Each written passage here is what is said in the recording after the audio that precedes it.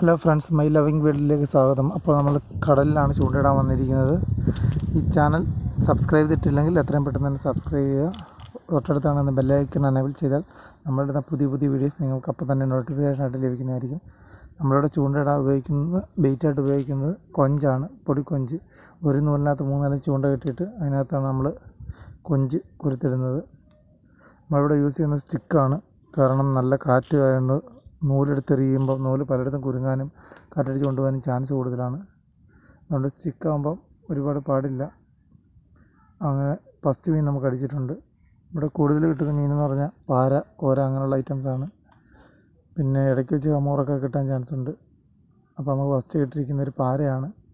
ഒരുപാട് വലുതൊന്നുമല്ല, ഒരു ആവറേജ് പരുവത്തിനുള്ള ചെറിയ പാരയാണ് നമുക്ക് കിട്ടിയിരിക്കുന്നത്.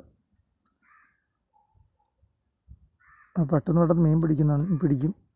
കാരണം നല്ല പരുവമുണ്ടെന്നുണ്ടെങ്കിൽ പെട്ടെന്ന് മീൻ പിടിക്കും. അങ്ങനെ നമുക്ക് അടുത്ത മീനും അടിച്ചിട്ടുണ്ട്. അതും ഒരു പാര തന്നെയാണ്. നല്ല മഴക്കോളുണ്ട്, ചെറുതായിട്ട് മഴ ചാറുകയും ചെയ്യുന്നുണ്ട്. മഴ പെയ്യുകയാണെങ്കിൽ നമുക്ക് ബാക്കിയുള്ള വീഡിയോ എടുപ്പ് പാടായിരിക്കും. എന്നാലും നമുക്ക് നോക്കാം.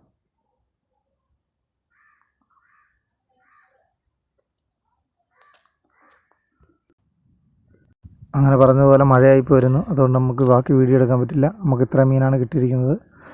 ഈ വീഡിയോ ഇഷ്ടപ്പെട്ടെങ്കിൽ ലൈക്ക് ചെയ്യുക, കമൻറ്റ് ചെയ്യുക, ചാനൽ സബ്സ്ക്രൈബ് ചെയ്യുക. തൊട്ടടുത്ത് ബെല്ലൈക്കൺ എനേബിൾ ചെയ്താൽ ഞങ്ങളിടുന്ന പുതിയ വീഡിയോസ് നിങ്ങൾക്ക് നോട്ടിഫിക്കേഷൻ ലഭിക്കുന്നതായിരിക്കും.